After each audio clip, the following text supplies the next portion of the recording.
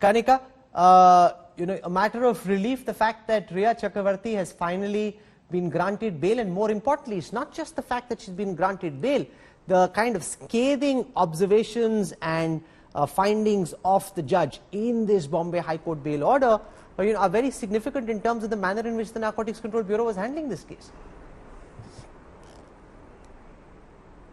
Absolutely, Rahul, and I'm so glad that finally justice, at least for the time being, has prevailed. And the judge, in the 70-page bail order, he has clearly threadbare dissected the law, NDPS law, and he has dissected the provisions for bail and all the charges that were put against Rhea. He's really dissected them so well. I've happened to go through that order.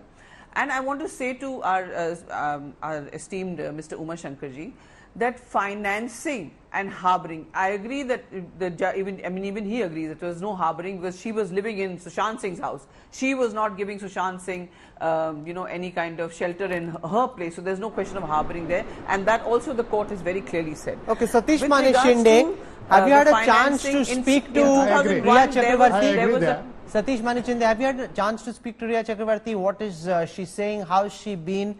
28 days of being away from family, being in a lockup would be tough on anybody.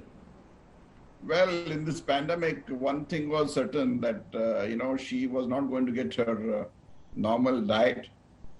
She was prevented from getting her home food like any other person would get in normal times. But she being an army girl, a tough girl, she has faced all kinds of situations in her life.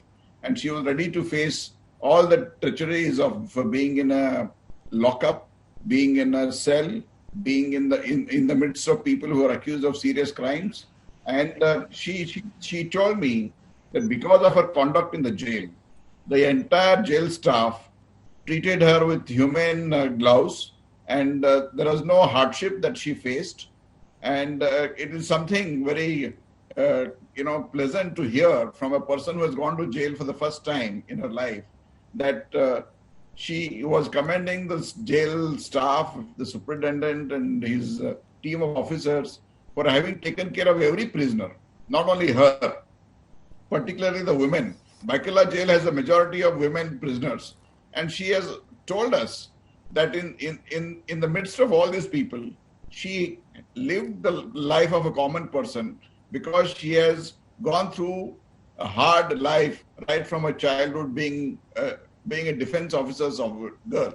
So therefore, she has not lost her determination to fight the entire false allegations that are being lodged against her. She has said that she will fight everyone tooth and nail, whether it is the CBI, whether it is the ED, whether it is the NCB, or any other organization which is trying to hound her, and she's not going to give up.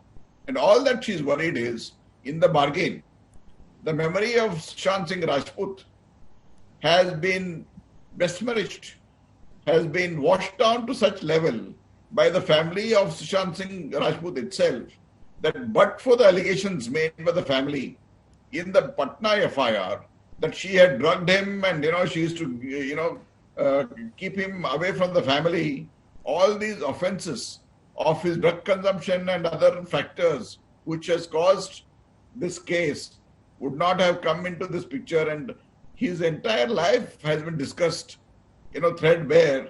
People raided his farmhouse and found some hookah joints. They found various other articles in various other places. And so many people kept on speculating about his health, his drug habits, and ultimately, the NCB came with a story to the court that the only consumer in the entire house was Sushant Singh Rajput. So how would the family want to beat this? Because even the judges come to a finding that it was not only because Rhea Chakravarti came in his life that he was consuming drugs.